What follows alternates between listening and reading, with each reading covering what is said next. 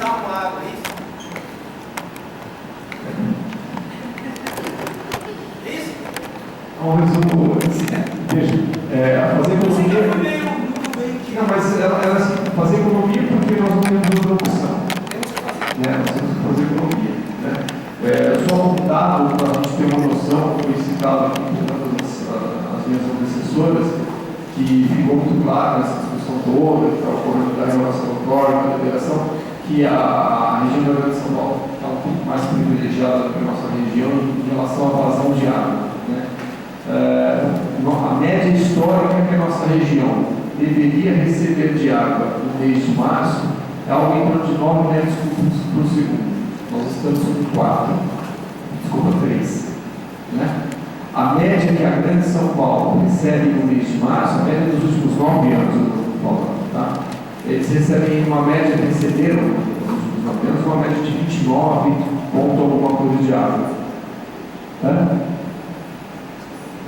Estão recebendo agora 26,4. Ou seja, eles tiveram uma perda de 29, uma média de 29 alguma coisa para 26 alguma coisa. Só que nós tivemos uma perda de 9 para 3. Então, nós estamos numa situação mais crítica. Então, é uma questão de economia, efetivamente. E a economia está nas coisas simples, naquilo que a gente no banho, a gente vê campanhas de conscientização. No banho, na água que a gente usa na torneira, no tempo que a gente sabe o corpo, na lavagem da calçada, e logicamente foi citado aqui nas perdas. Nós temos municípios na nossa bacia que chegam a perder mais de 50% da água que eles tratam. Perdas em vazamentos, perdas físicas, perdas contábeis. Para essa perda, Para essa perda tem que ter uma solução fiscal. Tem que ter uma solução, chama-se investimento em perdas. Isso é algo mais injusto solicitado. Hoje em Campinas, o tema nosso é o futuro da água em Campinas e região, mas ainda Campinas e Limeira, que eu vou citar aqui, são realmente exemplos, estão caminhando para serem exemplos, porque estão abaixo de 20%. Campinas em torno de 19,5%, que essa razão disso, e Limeira em torno de 16%.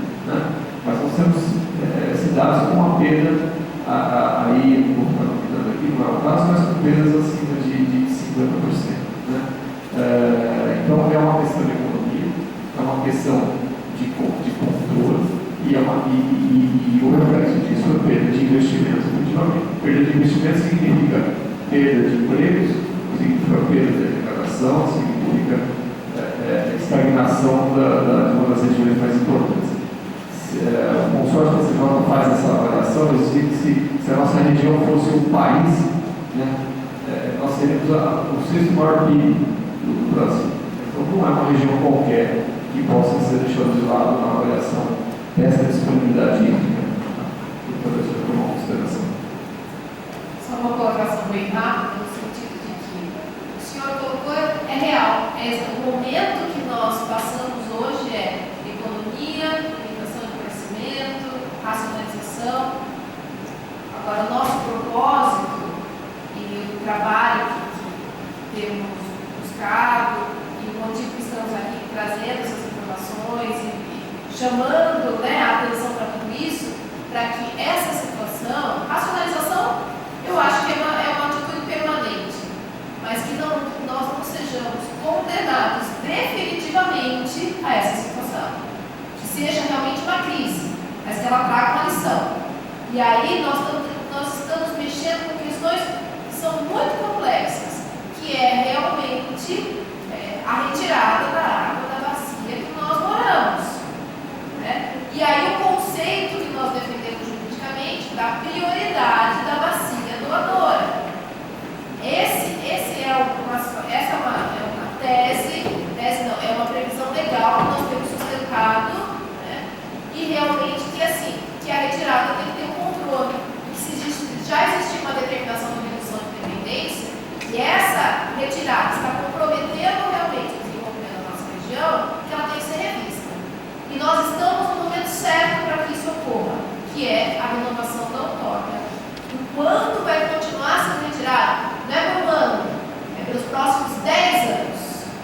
Em 2004, eu e a doutora Sandra participamos da discussão da outorga. Lá o momento era outro, nós não tínhamos, passamos por um estiagem muito severo em 2004, mas com proporções diferentes da que hoje nós enfrentamos. Mas o cenário de crescimento da região não era muito terra. A região do Crescidó, a região do Metropolitana de Campinas, cresceu muito nesses últimos 10 anos. O que nós temos sempre sustentado é que todos os investimentos que têm sido feitos em plataformas logísticas, ampliação de rodovia, ampliação de aeroporto, de Viracopos, agora está se discutindo a reativação de ferrovias. Em Piracicaba nós estamos falando da hidrovia de Tietê-Paraná. Isso vai trazer realmente um crescimento muito maior. E pelo plano da macrometrópole, eu vou deixar disponível depois para vocês os slides que não deu para passar todos, fica para vocês acessarem, lá tem outras informações. Esse plano é um estudo. Ele tem a previsão dessa região macro-metropolitana, que eles chamam que envolve toda a região metropolitana de São Paulo, Campinas, a do Paraíba, que são, a demanda nos próximos 25 anos de mais 60 metros cúbicos por segundo. Da onde nós vamos retirar isso?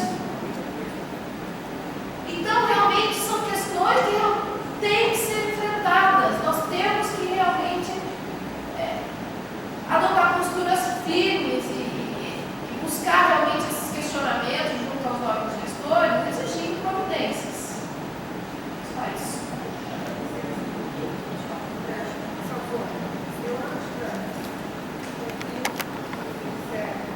Nós estamos tentando fazer a nossa parte, mas o que eu sinto é que os órgãos mais altos não fazem a parte dele, porque se a gente chegou com todo o planejamento, se for feito o planejamento, eu acho que as metas não deveriam ser dadas se antes desse planejamento está muito bem fundamentado, mas dá. O que a gente vê nós temos planejamentos, às vezes eles nem estão concluídos e as verbas são postas no mundo. E a gente não vê o retorno do trabalho que era para ser feito em relação, mesmo em relação à água, ao esgoto, toda vez que a gente ouve falar, pelo menos o que a gente vê na televisão, foi feito um planejamento, que a verba para o que vem é dando. A gente não vê um trabalho concluído. Então, no final, eu acho que quem acaba mesmo tentando amenizar somos nós, né? Então a gente passa por um dia. Será que todos fazem isso? A gente fecha a torneira de um convênio, que é o que são as normas, né? Que todo mundo está pedindo para ser feito. Mas e o montante de dinheiro que é viabilizado para esse trabalho efetivo de desenvolver? A gente fica buscando isso a vida inteira, acreditando que isso vai aparecer. A gente não tem um resultado efetivo. Esse negócio de perguntar a discussão do Ministério Público no caso de vocês, na bacia do PCJ, é definir quem vai pegar a água de onde. Então tem uma briga política aí de que a região A precisa de água e as águas precisam de água da região metropolitana está tornando a região metropolitana de maior necessidade. O que o Ministério Público está pedindo? O povo paga a conta de tudo. Eu é que tenho que economizar. Mas não tem que economizar. Né?